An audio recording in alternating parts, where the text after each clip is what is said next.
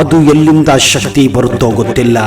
ಆದರೆ ಮಹಾಕುಂಭದಲ್ಲಿ ಶಿವನನ್ನು ಆರಾಧಿಸುವ ಕೆಲವು ಸಾಧುಗಳು ಆಕಾಶದತ್ತ ಹಾರುವ ಹಾಗೆ ಕುಂಭಮೇಳದಲ್ಲಿ ಕಂಡು ಬಂದಿದೆ. ಭಕ್ತರು ಹೇಳುವ ಪ್ರಕಾರ ಹಿಮಾಲಯದಲ್ಲಿ ವರ್ಷಗಟ್ಟಲೆ ಈ ಸಾಧುಗಳು ಮಾಡುವ ಸಾಧನೆಯಿಂದ, ತಪಸ್ಸಿನಿಂದಲೇ ಇಂತಹ ಶಕ್ತಿಯನ್ನ ಪಡೆಯುತ್ತಾರೆ ಎನ್ನುವ ಮಾಹಿತಿ ಇದೆ. ಇವರಿಗೆ ಶಿವನ ದೈವ ಶಕ್ತಿ ಸಿಗುತ್ತದೆ ಎನ್ನುವ ನಂಬಿಕೆ ಇದೆ. ಇವರೇ ಇಷ್ಟು ಶಕ್ತಿವಂತರಾದರೆ ಇನ್ನು ಇವರನ್ನ ಆಶೀರ್ವದಿಸುವ ಆ ಭಗವಂತ ಎಷ್ಟು ಶಕ್ತಿಶಾಲಿ ಅನ್ನುವುದನ್ನ ನಾವು ಕೂಡ ಅರಿತುಕೊಳ್ಳಬೇಕು. ಇವತ್ತು ಈ ಮಹಾಕುಂಭ ನಡೆಯಲು ಹರಿ ಮತ್ತು ಹರ ಇಬ್ಬರು ಕಾರಣ. ಆದರೆ ಈ ಬ್ರಹ್ಮಾಂಡದ ರಕ್ಷಣೆಗಾಗಿ ಎಷ್ಟು ಸಾರಿ ಅವರಿಬ್ಬರ ನಡುವೆ ಕಾದಾಟ ಆಗಿದ್ದು ಉಂಟು. ವಿಷ್ಣು ಹಾಗೂ ಶಿವ ಬೇರೆ ಬೇರೆ ರೂಪದಲ್ಲಿ ಬಂದು ಈ ಬ್ರಹ್ಮಾಂಡವನ್ನ ರಕ್ಷಿಸಿದ್ದಾರೆ. ಸಮುದ್ರ ಮಂಥನದಲ್ಲಿ ವಿಷ್ಣು ಮೋಹಿನಿಯ ರೂಪ ತಾಳಿ ದಾನವರಿಂದ ಅಮೃತವನ್ನ ದೇವರಿಗೆ ಕೊಟ್ಟ ಆ ರೂಪ. ವಿಷ್ಣು ಹಿರಣ್ಯಕಶಿಪುವನ್ನ ನರಸಿಂಹನಾಗಿ ವಧಿಸಿದ ರೂಪ. ಆದರೆ ಯಾವತ್ತಾದರೂ ನೀವು ಈ ಜಗತ್ತನ್ನು ಕಾಯುವ ಹರಿ ಮತ್ತು ಹರ ಅಂದ್ರೆ ಶಿವ ಮತ್ತು ವಿಷ್ಣು ನಡುವೆ ಕಾದಾಟ ಆದ ಘಟನೆ ನಿಮಗೆ ಗೊತ್ತಾ? ಗೊತ್ತಿಲ್ಲ ಅಂದ್ರೆ ಈ ವಿಡಿಯೋನ ಮಿಸ್ ಮಾಡದೆ ಸಂಪೂರ್ಣವಾಗಿ ನೋಡಿ.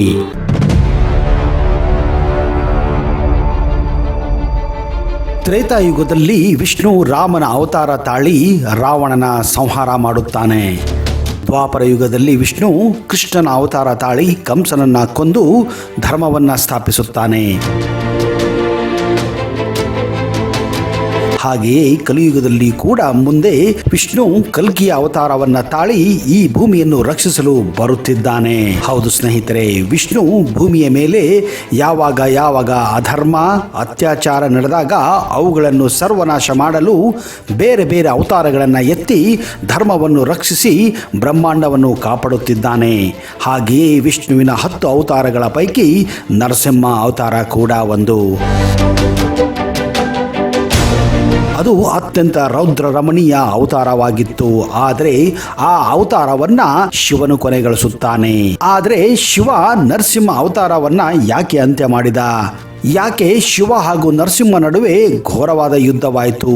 ಯಾಕೆ ನರಸಿಂಹ ಅವತಾರ ಕೊನೆಗೊಂಡಿತು? ಈ ಎಲ್ಲ ವಿಚಾರಗಳನ್ನ ಈ ವಿಡಿಯೋದಲ್ಲಿ ನಿಮಗೆ ಪ್ರಸ್ತುತಪಡಿಸ್ತಾ ಇದ್ದೀನಿ. ಈ ಬ್ರಹ್ಮಾಂಡವನ್ನ ರಕ್ಷಿಸಲು ವಿಷ್ಣು ಬೇರೆ ಬೇರೆ ಯುಗಗಳಲ್ಲಿ ಬೇರೆ ಬೇರೆ ಅವತಾರಗಳನ್ನ ತಾಳಿ ಅಧರ್ಮವನ್ನು ನಾಶ ಮಾಡಿ ಬ್ರಹ್ಮಾಂಡವನ್ನ ರಕ್ಷಿಸುತ್ತಿದ್ದಾನೆ. ಹಾಗೆಯೇ ಸತ್ಯಯುಗದಲ್ಲಿ ನರಸಿಂಹನ ಅವತಾರವನ್ನು ತಾಳಿ ಹಿರಣ್ಯಕಶಿಪುವಿನ ನಾಶವನ್ನು ಕೂಡ ಮಾಡುತ್ತಾನೆ. ಆದರೆ ನರಸಿಂಹ ಅವತಾರ ಎತ್ತಲು ಹಿರಣ್ಯಕಶಿಪು ನಾಶ ಮಾಡಲು ಒಂದು ಉದ್ದೇಶ, ಒಂದು ಕಾರಣ ಕೂಡ ಇತ್ತು. ಸತ್ಯಯುಗದಲ್ಲಿ ಅತ್ಯಂತ ನಿರ್ದಯವಾದಂತಹ ಒಬ್ಬ ರಾಜನಿದ್ದ. ಅವನ ಹೆಸರೇ ಹಿರಣ್ಯಕಶಿಪು. ಅವನು ಅಸುರರ ರಾಜನಾಗಿದ್ದ.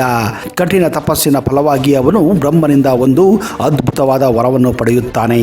ಅದೇನೆಂದರೆ ಅವನನ್ನ ಯಾವೊಬ್ಬ ವ್ಯಕ್ತಿಯಾಗಲಿ, ಮೃಗ ಆಗಲಿ, ಮನೆಯ ಒಳಗೆ ಆಗಲಿ, ಮನೆಯ ಹೊರಗೆ ಆಗಲಿ, ದಿನವಾಗಲಿ ರಾತ್ರಿಯಾಗಲಿ, ಒಂದು ಅಸ್ತ್ರದಿಂದಾಗಲಿ ಒಂದು ಶಸ್ತ್ರದಿಂದಾಗಲಿ ಅವನನ್ನು ಕೊಲ್ಲಲು ಸಾಧ್ಯವಾಗಬಾರದೆನ್ನುವ ವರವನ್ನು ಪಡೆಯುತ್ತಾನೆ.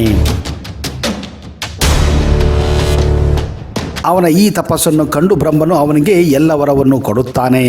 ಇದರಿಂದ ಅವನು ಇಡೀ ಬ್ರಹ್ಮಾಂಡದಲ್ಲೇ ಅತ್ಯಂತ ಶಕ್ತಿಶಾಲಿಯಾಗುತ್ತಾನೆ. ಹೀಗಿರುವಾಗ ಅವನಲ್ಲಿ ಅತಿಯಾದ ಅಹಂಕಾರ ಬೆಳೆಯುತ್ತದೆ.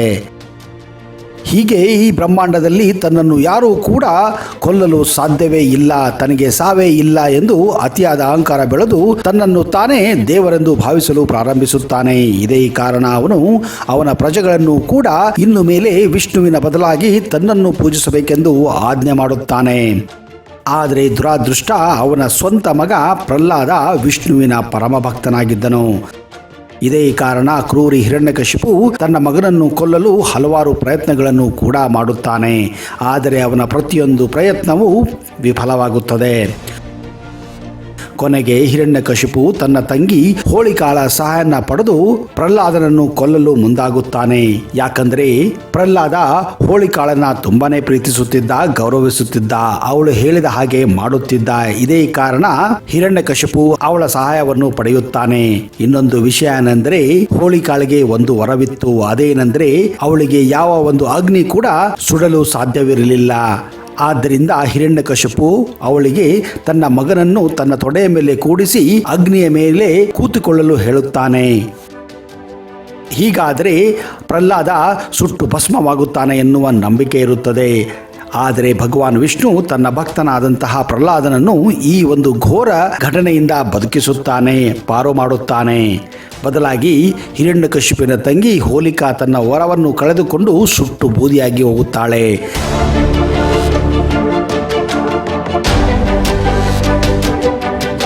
ಇದರಿಂದ ಇನ್ನಷ್ಟು ಕ್ರೋಧಗೊಂಡ ಹಿರಣ್ಯಕಶಿಪು ಪ್ರಹ್ಲಾದನನ್ನ ಸ್ವಂತ ತಾನೇ ಕೊಲ್ಲುತ್ತೇನೆ ಎಂದು ಅವನನ್ನು ಕೊಲ್ಲಲು ಪ್ರಯತ್ನ ಮಾಡುತ್ತಾನೆ. ಆಗ ವಿಷ್ಣುವು ಅರಮನೆಯ ಒಂದು ಕಂಬದಿಂದ ಪ್ರತ್ಯಕ್ಷನಾಗಿ ಪ್ರಹ್ಲಾದನನ್ನ ಬದುಕಿಸುತ್ತಾನೆ. ಇದನ್ನು ಕಂಡು ಹಿರಣ್ಯಕಶಿಪು ದಿಗ್ಭ್ರಾಂತನಾಗುತ್ತಾನೆ. ಭೂಮಿಯ ಮೇಲೆ ಆಗುತ್ತಿರುವ ಅತ್ಯಾಚಾರವನ್ನು ಕಂಡು ವಿಷ್ಣು ನರಸಿಂಹ ಅವತಾರವನ್ನು ತಾಳಿದ್ದು ಇದೇ ಕಾರಣಕ್ಕೆ. ಅದು ಸಾಯಂಕಾಲದ ಸಮಯ, ಅಂದರೆ ಗೋಧೂಳಿ ಸಮಯ. ಅದು ರಾತ್ರಿಯಲ್ಲ, ದಿನವಲ್ಲ. ನರಸಿಂಹ ಅವತಾರ ಅರ್ಧ ಮನುಷ್ಯ ಅರ್ಧ ಪ್ರಾಣಿ. ಹಿರಣ್ಯಕಶಿಪುವನ್ನ ಅವನ ಮನೆಯ ಹೊಸ್ತಿಲಲ್ಲೇ ಕರೆದುಕೊಂಡು ಹೋಗಿ ಅವನನ್ನು ತನ್ನ ತೊಡೆಯ ಮೇಲೆ ಕೂರಿಸಿ ಹೊಟ್ಟೆಯನ್ನು ಸೀಳಿ ಅವನನ್ನು ಸಂಹಾರ ಮಾಡುತ್ತಾನೆ. ಹೀಗೆ ಬ್ರಹ್ಮನಿಂದ ಪಡೆದಂತಹ ಆ ವರವು ಕೂಡ ಅವನನ್ನು ಬದುಕಿಸಲು ಸಾಧ್ಯವಾಗುವುದಿಲ್ಲ. ಹೀಗೆ ಮತ್ತೆ ವಿಷ್ಣು ಭೂಮಿಯ ಮೇಲೆ ನಡೆದಂತಹ ಅತ್ಯಾಚಾರವನ್ನ, ಅಧರ್ಮವನ್ನ ತಡೆಯುತ್ತಾನೆ, ಅಂಥವರನ್ನ ಕೊನೆಗೊಳಿಸುತ್ತಾನೆ. ಆದರೆ ದುರಾದೃಷ್ಟ ಏನೆಂದರೆ ನರಸಿಂಹ ಅವತಾರವನ್ನು ತಾಳಿದಂತಹ ವಿಷ್ಣುವಿನ ಕ್ರೋಧ ಮಾತ್ರ ಕಡಿಮೆ ಆಗುವುದಿಲ್ಲ. ಅವನ ಕ್ರೋಧದಿಂದ ಇಡೀ ಬ್ರಹ್ಮಾಂಡವೇ ಭಯದ ವಾತಾವರಣದಲ್ಲಿ ಬದುಕುತ್ತಿತ್ತು. ಇದನ್ನು ಕಂಡು ದೇವಾನುದೇವತೆಗಳು ಶಿವನ ಮೊರೆ ಹೋಗುತ್ತಾರೆ ಹಾಗೂ ನರಸಿಂಹನ ಕ್ರೋಧವನ್ನು ಕಡಿಮೆ ಮಾಡಲು ಬೇಡಿಕೊಳ್ಳುತ್ತಾರೆ. ಆಗ ಶಿವನು ಮೊಟ್ಟ ಮೊದಲಿಗೆ ತನ್ನ ಗಣಗಳಲ್ಲಿ ಒಬ್ಬನಾದಂತಹ ವೀರಭದ್ರನನ್ನ ನರಸಿಂಹನ ಕ್ರೋಧವನ್ನು ಶಾಂತ ಮಾಡಲು ಕಳಿಸುತ್ತಾನೆ. ಆದರೆ ವೀರಭದ್ರ ಈ ಒಂದು ಕಾರ್ಯದಲ್ಲಿ ಸಂಪೂರ್ಣವಾಗಿ ವಿಫಲನಾಗುತ್ತಾನೆ.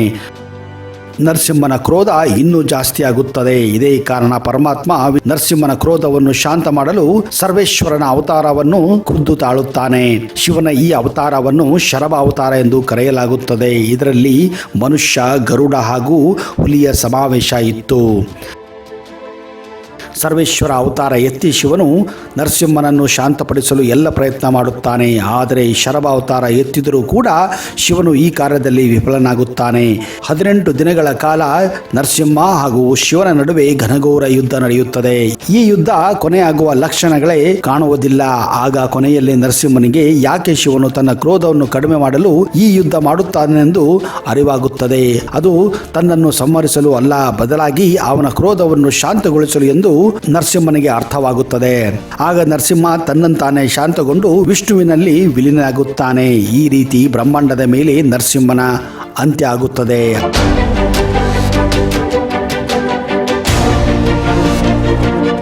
ಆದರೆ ನೆನಪಿರಲಿ ಸ್ನೇಹಿತರೆ, ಇದು ಕೇವಲ ಅವತಾರದ ಅಂತ್ಯ ಆಗಿದೆ ಹೊರತು ವಿಷ್ಣುವಿನ ಅಲ್ಲ.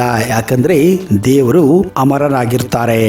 ಆದರೆ ನೆನಪಿರಲಿ ಸ್ನೇಹಿತರೆ, ಯಾವಾಗ ಈ ಭೂಮಿಯ ಮೇಲೆ ಅತ್ಯಾಚಾರ, ಅನ್ಯಾಯ, ಅಧರ್ಮ ತಲೆ ಎತ್ತುತ್ತದೆಯೋ ದೇವರು ಅಂದರೆ ವಿಷ್ಣು ಹಾಗೂ ಶಿವ ಬೇರೆ ಬೇರೆ ರೂಪದಲ್ಲಿ ಈ ಭೂಮಿಯಲ್ಲಿ ಅವತಾರ ತಾಳುತ್ತಾರೆ ಹಾಗೂ ಅವುಗಳನ್ನು ನಾಶ ಮಾಡುತ್ತಾರೆ ಎನ್ನುವುದೇ ಈ ಕಥೆಯ ಅರ್ಥವಾಗಿದೆ.